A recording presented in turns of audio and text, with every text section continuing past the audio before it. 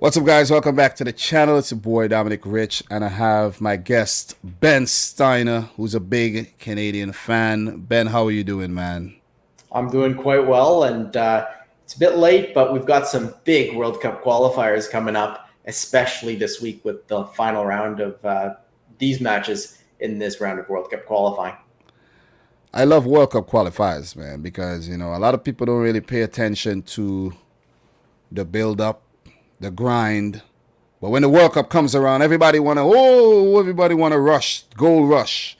But I like this. I like to get into the nitty gritty, talk about the games that's played already. Just discuss what teams are doing, if they're progressing, if they're regressing, and just look ahead. And we're currently in the first round of Concacaf World Cup qualifying, where there will be a second round between six teams, and three teams, of course, the winners will go on to the octagonal, where there's five teams just waiting patiently in the wings for them. And those teams are Costa Rica, Honduras, Jamaica, the USA, and Mexico. We've had some Nations League football. We've seen what these teams are, all about. And these teams are serious. So anyone who makes the final eight, they will get their work cut out for them. But they would have also gone on a journey and have developed to the point where they're good enough to get to that last eight. So that's what we're going to be talking about right now. So we're going to pull up the matches, the groups from the official FIFA website, and we're going to just discuss what happened in June so far, what has happened already, the standings, and so on and so forth. So we want to just zero in on the June international break. We will touch on the table just now, but for the June international break, we had Montserrat beating the U.S. Virgin Islands 4-0. And Ben, if there's any result that you want to interrupt me and you want to say something, just let me know, okay? Yeah, for sure. One of the things I do want to point out, though, and we'll get to it in a bit more in depth, is the fantastic scheduling that CONCACAF and FIFA were able to do with these World Cup qualifiers. Because in every single one of these groups, it is coming down to the last game to figure out who is coming out into the next round of six teams, and then eventually out into the three that will go to the octagonal. So in this group, as we see, it's Grenada versus Montserrat to advance through to the next round. In the next group, it's going to be Canada versus Suriname. So fantastic scheduling by the people at CONCACAF, because we've got a very, very entertaining day of football on Tuesday. Yes.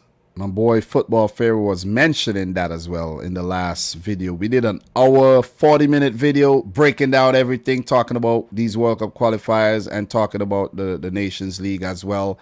And to just touch on the Nations League a bit, just a few seconds. We never expected the USA to beat Mexico, by the way, but they managed to pull it off. So just to go back to these matches, we had Antigua beating Grenada 1-0, and we had El Salvador beating the U.S. Virgin Islands 7-0. So after those results, the table is El Salvador at the top, Antigua second with 7 points, both of them on 7 points, but El Salvador with a better goal difference. Goal difference will be the separator here. We have Montserrat has 5 points, still very much in it.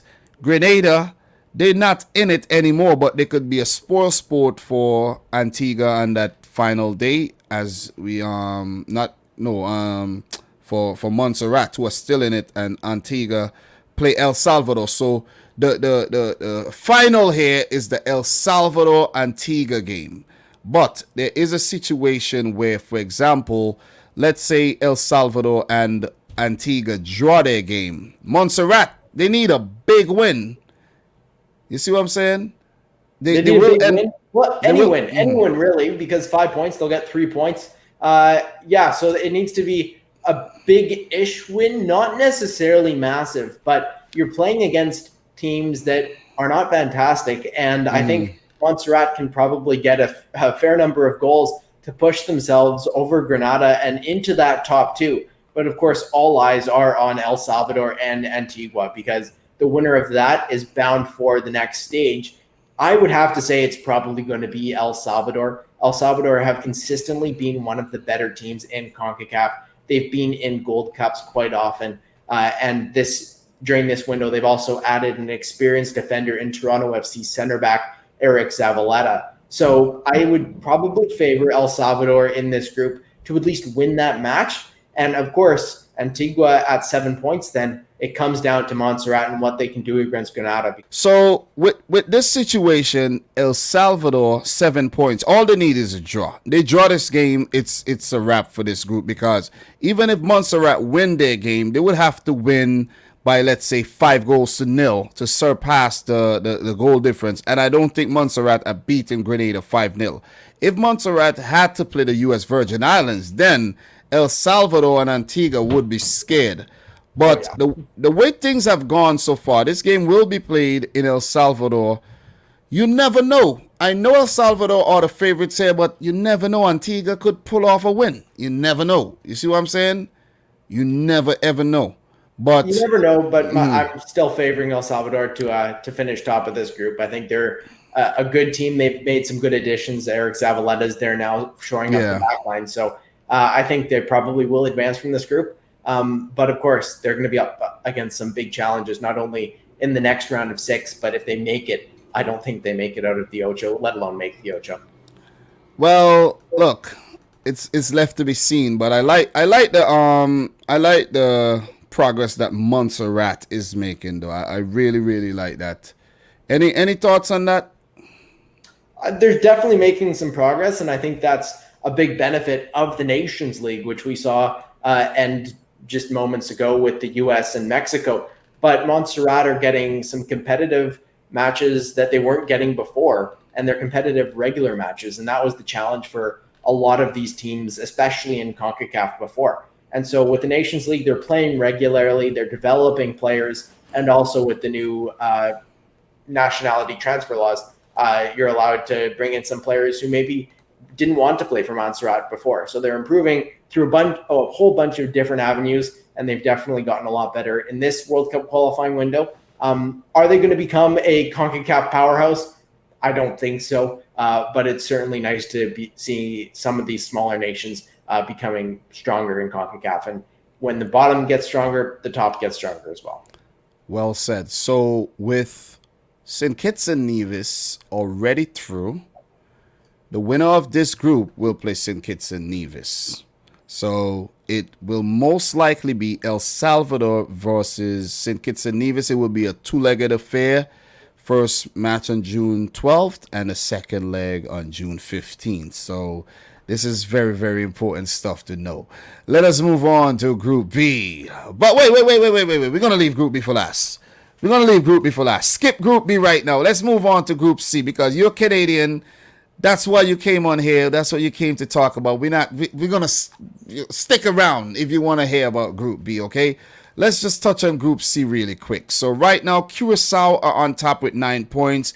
Guatemala on second with 9 points as well. They're tied on goal difference. Cuba are out. St. Vincent and the Grenadines are definitely out after getting hammered 10-0 against Guatemala. British Virgin Islands are out. You check the schedule here. In June, Cuba beat British Virgin Islands 5-0. Guatemala 10-0 over St. Vincent. Curacao 8-0 over British Virgin Islands. Goddamn. So it is set up nicely, like you mentioned at the beginning, Ben. Curacao versus Guatemala in a final. This is a final. They play to the death. They play to the detriment of one of each. So I fancy a Curacao getting out of this group. Let's not even talk about St. Vincent versus Cuba. They could probably talk about diplomatic relations during that game. So we have Curacao versus Guatemala here. Talk to me. Well, I mean, Curacao has really benefited from the new FIFA international transfer laws, because they've been able to get a bunch of these top players from the Dutch league who at one point wanted to represent the Netherlands, but now they're getting the opportunity to represent Curacao. That's a fantastic opportunity for Curacao. That's a fantastic opportunity for Suriname, who we're going to get to in a minute. And Aruba could be in that conversation as well, albeit in a bit less of a manner. But Curacao, they have some fantastic players. When they came to the Gold Cup a few years ago, they were just starting to get some of those Dutch players over. But at this point, they have guys playing in the top division in the Dutch league, which is, I would say, a top 7 league probably in Europe, let alone the world. So I would say Curacao is coming out of this group. I think you hit the nail on the head there. Guatemala, still a strong team, but I just don't think they're good enough to come past Curacao. I think if you asked me this 5 years ago, I would definitely say Guatemala, but Curacao has grown as a footballing nation. The transfer laws have definitely become in their favor, so I see them advancing through the group. And I could even see them making it all the way to the World Cup because they're a promising country and there's still more transfers they can make. Well said, on point like a decimal. Guatemala, it would be an uphill battle for them. They will be on the road. So, you see what I'm saying? It doesn't work in their favor there at all. So, seeing that this wasn't a home and away thing, and they just played each other once, we don't know what to really expect to say, okay, Curacao did beat Guatemala that time around, and, so it's just one-off games and one-legged affairs. I fancy Curacao. They will be at home in Willemstad, and it's just the stage is set for them to go on to the next round. So if they do go on to the next round, this is Group C. So Group C, the winner of Group C will play the winner of Group D, and we're going to move right into Group D. So we have Curacao going on. So who would they meet? Group D. Right now we have Panama on top of the group with 9 points. DR, the Dominican Republic, with 7. Barbados, 4 points. Dominica with 3 points. And Anguilla without a point. So Anguilla has played all 4 matches. They picked up no points. Dominica are out. They cannot pass Panama. Barbados cannot pass Panama as well. And the only team that could surpass Panama with a win is the Dominican Republic. What we have here in terms of the schedule, Panama versus the Dominican Republic. Oh my God, Concacaf, you got it right. Oh my goodness. Barbados versus Dominica is Dominica. I didn't say that right, but Dominica. It's the fact that I'm saying Dominican Republic and, messing it up. And my name is Dominic too, so I shouldn't really screw that up. But in terms of the score lines, 13-0, Ben. 13-0. Anguilla, Panama. Oh my God. Are you not entertained? It's fantastic, right? You don't want to see these blowout wins for the entire tournament, right? But as you look through this group, you can clearly see that Panama is stronger than the rest. Of course, they don't have legendary striker Blas Perez leading the line anymore, legendary with FC Dallas and MLS and the Vancouver Whitecaps. But they're still a very strong team. 13-0. You got to be good to do that. Even if you're a decent team, you're not winning 13-0. You have to be a very good team to do that. And coming into a match against the Dominican Republic, who are a good team in their own right, but I don't think they're up to the level of Panama. And even if Panama play at a B- level and the Dominican are at an A+, well, that's going to get you a draw. And a draw sends Panama to the next stage. And I think that's exactly what we're going to see. We're going to see a draw in this one, and Panama advances. Yeah, so it will be in Panama City. So they have the ball is in their court, and they will play a Curacao or Guatemala if they go through. Most likely, I think it would be Curacao versus Panama, which is a big clash, which means that 2018 World Cup debutants Panama could miss out, or promising Curacao could also miss out. So this one is a very, very tasty clash. I love it, man. I love it. So we move into group. I say it's going to be Curacao facing Panama. Curacao advances, and Curacao makes the World Cup. That's what I'm going for right now. You heard it here first. Curacao is going to make the 2022 World Cup. Yeah, you put in money on it. You seem like you put in money on it.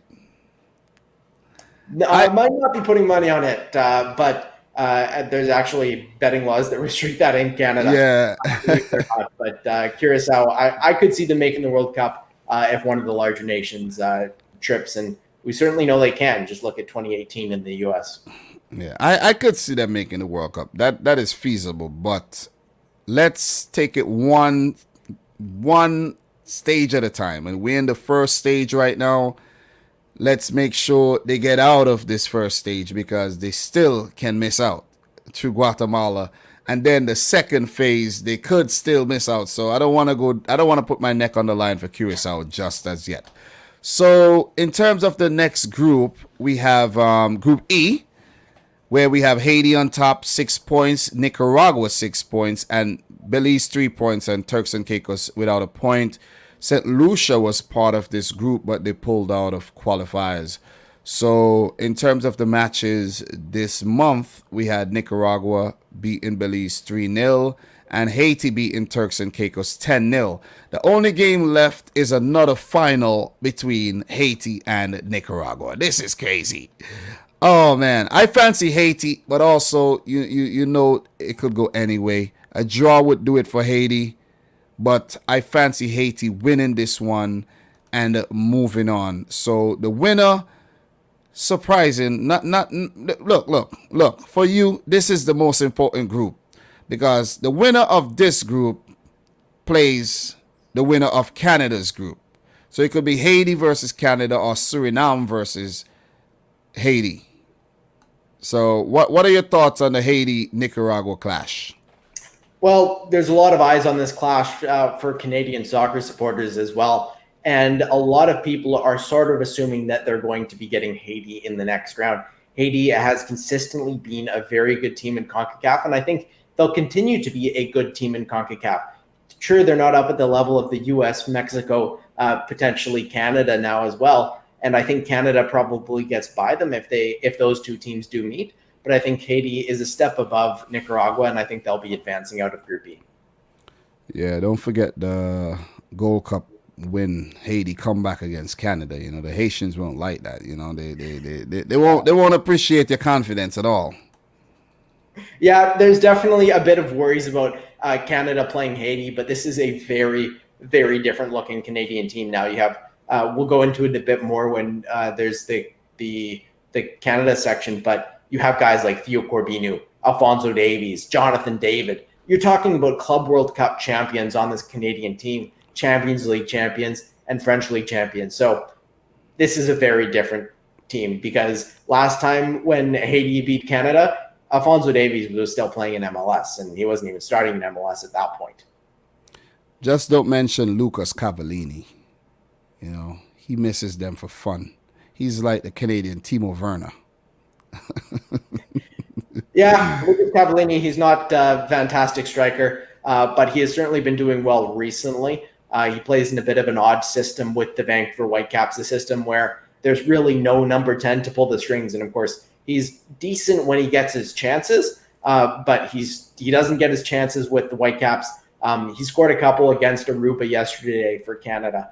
So hopefully he can find his stride. He seems to have done it with the national team. He got a hat trick earlier this year against the Cayman Islands, Canada's largest ever win, 11-0 over the small Caribbean nation. But sure, he definitely misses a few. I know that in our highlight video that we had a few weeks ago on my show, the Whitecaps preview show, we actually had a bit of a Cavallini miss show, which was somewhat entertaining, but he's certainly been on better form for the Canadian national team.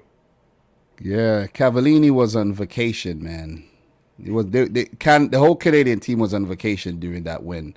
So look, we're gonna move into the next group, Group F, where this group has been decided. This is the only group that has been decided, and it's because of some incompetence by Trinidad and Tobago, the Soca Warriors, somehow managing to pick up draws against Puerto Rico and a 0-0 draw against the Bahamas. This is poor in terms of progress by the Trinidad and Tobago national team. But you have to give it to St. Kitts and Nevis because, look, man, they defeated Guyana 3-0.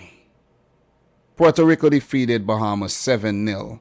And we had a 0-0 draw between Trinidad and Bahamas. And the reason, if you're watching this, I'm not going back and talk about the older fixtures is because I've done that already. There's a video on the channel. If you want to hear more about that, you can go and check that out. But we don't want to take an hour right now. So we're only talking about the games in June.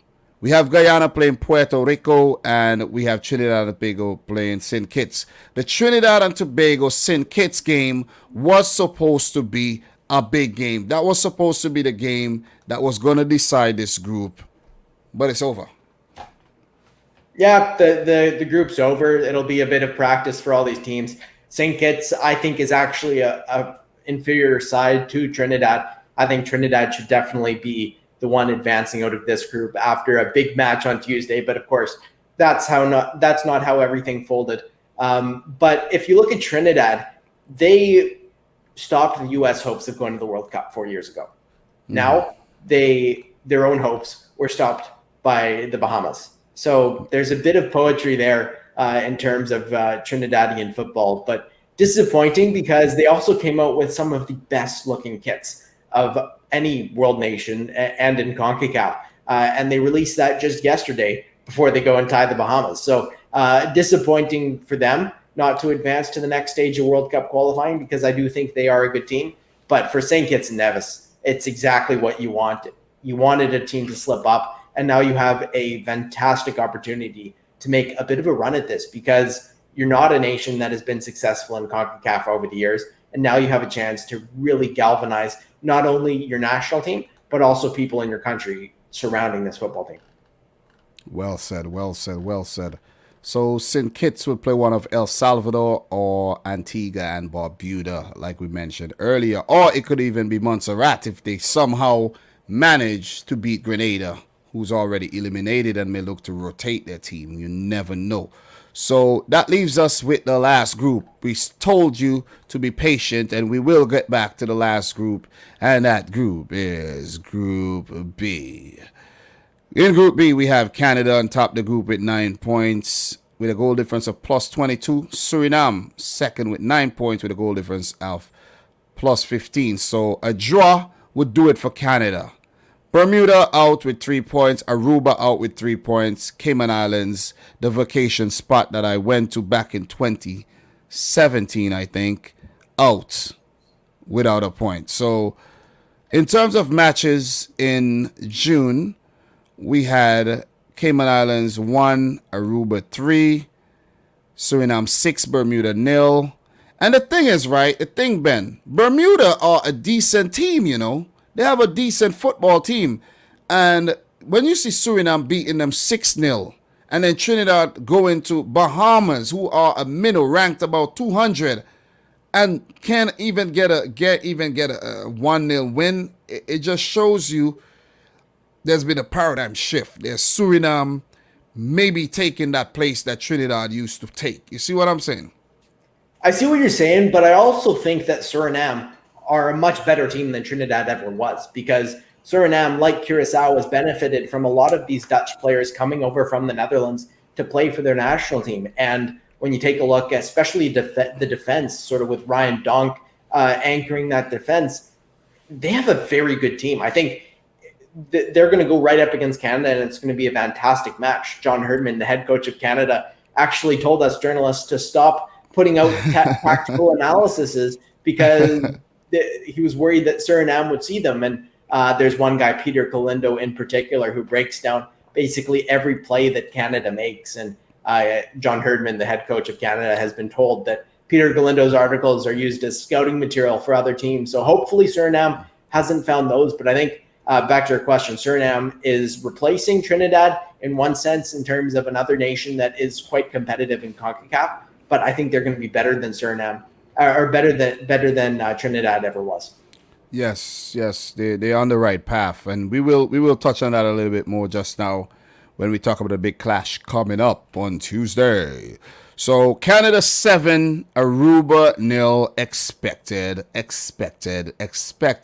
Lot of goals. Bermuda versus Cayman Islands, the battle of the vacation spots. Don't need to talk about that too much. It will be interesting. Bermuda should win that game. But the big one that we have to talk about, Ben, Canada versus Suriname. South American nation of Suriname versus Canada. Look, I pick Canada to get through here. I pick Canada to get through to face Haiti in the next round. This is a big game because one of these two very promising teams would miss out on a qualification to the next round.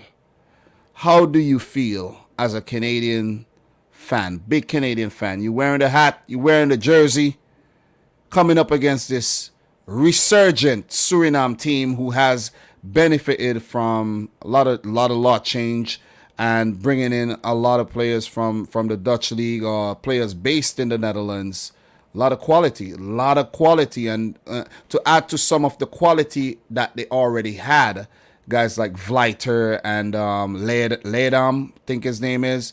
There was a few quality players in the team already, but it wasn't enough to basically challenge in Concacaf or for anyone to really take them seriously. But now they're looking like a force, man. They're looking like a really serious force. What are your thoughts of them coming up against Canada? And what do you think is going to happen in this game? This is somewhat of a prediction here. Well, in Canada, there is a definite nervousness about facing Suriname because you brought up the Haiti game from a few years ago. Canada has consistently not shown up when they have to. There's a hockey team here, the Toronto Maple Leafs, who have consistently not shown up when they have to. And that's the worry for the Canadians heading into this game. I think Canada probably should win against Suriname. You look at the talent on both sides. Sure, Suriname have certainly improved, but Canada has some of the best players on some of the world's best teams. So there's definitely a confidence, but definitely a nervousness as well. So it'll be interesting to see what happens in this game. But if you're looking a bit closer at this game, you look at Suriname, and I think their defense is probably better than Canada. They have an experienced backline that some of them have been playing in the Dutch First Division. But you look at Canada, and their defense isn't very good. There's a bit of a hodgepodge of players making up the defense. Do you have Davies at left back or left wing? The Canadian defense is always in a bit of a blender, and John Herdman's been trying to figure that out. But Suriname, very good at the back of the park. The middle, not very, very strong for Suriname. They've got some decent players there. You brought up Leerdam. He's a fast player, sort of a winger who can play at the back as well. But I don't really see much in the Suriname midfield. Up front, they're talented as well, and they can definitely challenge Canada there. But you look at Canada, and this is a very good team from the back line and up. Backline, not fantastic. Bit of a blender there. You'll see whatever they do on Tuesday. But you look in the midfield, and you have guys like Alphonso Davies in the midfield. You have guys like Liam Miller playing for Charlton on loan from Liverpool in the midfield. And then even younger guys like Theo Corbiano, who made his Premier League debut with Wolves. And you just have a lot of talent in that Canadian midfield. And, of course, you get up to the strikers, where you have Lucas Cavallini, who's been in fine form for the national team of late, and Jonathan David, 13 goals in the French league, leading Lille to the French league title. Canadians won across the board this year, especially in Europe. You have a guy like David Wallerspoon. He won with St. Johnston. You have Jonathan David up top. He won with Lille. You have Alphonso Davies. He won with Bayern. You have Milan Borjan. He won with Red Star. So there's a whole bunch of talent throughout this Canadian team. It's going to be an interesting game. I know I've spoken for a while here, but I do think Canada's level of talent is just too good for Suriname to stop, especially considering that there are only bench warmers and first-team players in the Dutch division. Well said, but just taking a look at the Curacao roster here, man, there's some quality here because there's some names that I've known for a while. Rich Ciano Haps, who plays for Feyenoord, left back, quality. Kelvin Leerdam, Inter Miami. A name that stands out, Geraldo Becker, Union Berlin. And Union Berlin has been playing well since they got promoted to the Bundesliga. Florian Joseph Zun, who I've known of for quite a few years. He's a pacey winger, plays for Derby. I know Derby didn't do too well this season. But these are just some names that stand out to go with the likes of, there's Raman Lewin, who plays for AZ Alkmaar. So there's quality. there's quality in the team because you know you mentioned Ryan Dunk who plays for Galatasaray. You see what I mean? And there's also another player by the name of Mitchell Donald who plays in the Turkish First Division. So there's quality all over. And I don't know, I haven't really kept up with all these guys who they brought in, but these are new players they've brought in. Only problem you could see with these players is them gelling. But they have not shown that they have a problem gelling because of the results. Nigel Hasselbank, you know, Gleofilo Gleiter. This team, I have to say this, I picked Canada to go through, but Canada has to be very, very careful here that Suriname does not pick up a W. This game will be in Canada, right? So this game actually isn't in Canada. It's a home match, but it's in Bridgeview, Illinois, because the Canadian borders are still closed because of COVID. The NHL actually just got permission to send playoff teams up to Canada, and those will be the first professional teams since March of 2020 to be able to come up to Canada. But all of the Canadian NHL teams have been only playing against each other, and the Canadian MLS teams have been down in the States, both Toronto FC and CF Montreal are in Florida, while the Whitecaps are in Utah. So definitely a tough situation. And Canada, I'm sure, would have great support come out to a game like this. But they will be playing in Bridgeview, Illinois, and I think it's called SeatGeek Stadium. This, I'm now remembering, this is how we met. Because you actually corrected me and you said that the game will be played in America, not in Canada. Sometimes it's easy to look over these things because when you look at the Canada versus Suriname, you would think, okay, the game will be in Canada, but when you're not really keeping up with the fact that the Canadian borders are still closed and all of that, then you could overlook these things. So pardon me for my my lack of knowledge on that, everyone watching, but it's, Ben is the expert here in terms of Canadian football and so on and so forth. But not to go too far from the topic, we got to wrap up here. But Canada versus Suriname, who takes it? I think it's going to be Canada. Am I nervous? Yes, I'm very nervous about playing a Suriname team that is fantastically talented. But I think Canada will just have to run at Suriname with the pace of Jonathan David, Alphonso Davies, the skills of Theo Corbianu, because Canada can run for days.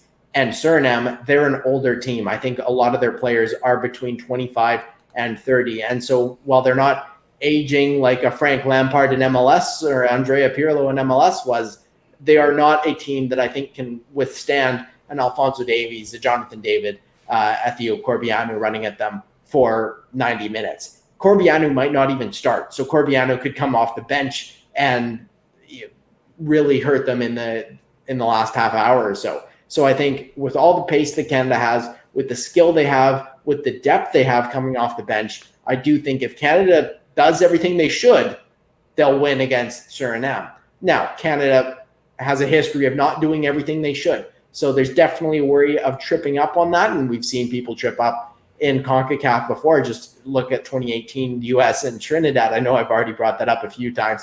But there is a worry that I have that Suriname will win. But I do think even if Canada trips up a little, a draw will be enough to send them into a match against probably Haiti. Well said, well said. Look, I'm going to stick to my original prediction. I can't change. I picked Canada, but I have to add something. You got to be very careful of this Surinamese team. These guys are serious. These guys are serious. I haven't seen a national team this serious in a long. These guys are really serious, man. These guys are serious. And I know you know they're serious. Oh yeah. There is some palpable nervousness in Canada and the Canadian soccer communities about playing Suriname. When the draw came out, Suriname was not a strong team. It looked like a walk in the park for Canada. Now, Tuesday is no walk in the park. If it's a walk in the park, well, you're probably not going to the next round of World Cup qualifying. Yep. So That was fun. That was nice. Quality stuff. May the best teams progress to the second phase. We have second phase coming up. And Ben, it would be nice to have you back to talk about the second phase, even if Canada does not go through. See what I'm Canada will saying? go through. I'll be back here in my Canada kit previewing the next phase. But maybe if everything goes poorly, I will certainly come back. Maybe not wearing a Canada kit though. Yeah, I think you should keep representing regardless. Okay? Sounds good. So, guys, it's been fun. Thank you for watching. Let us know your thoughts in the comment section down below. Make sure you subscribe if you're new. Ben, let the people know where they can find you. As you can see, just I guess it's right there or whatever. I don't know. It flips the picture. But you can find me on Twitter at bensteiner00. That's where I am mostly putting out my opinions about soccer and a whole bunch of other things around sports. But thanks so much, Dom, for bringing me on to preview this game. I know it's going to be an entertaining Canadian game and an entertaining day of games in Concacaf to see who advances in World Cup qualifying and eventually to Qatar. Ben, it's my pleasure. We're gonna be doing this a lot. Believe me. Once you and I stay cool, and I don't see any reason why we won't stay cool, I don't know. Hope if something happens in the Canada versus Suriname game and you decides to become a hermit, then maybe we won't see you anymore. But I think we'll see you. I think you'll get over it if it does happen. But look, it's been fun, and we definitely will do it again. So, guys, if you're new around here, make sure you hit the subscribe button. Like the video if you like it. And from your boy Dominic Rich and Ben Steiner. Until next time, peace out. Rich Squad. Peace.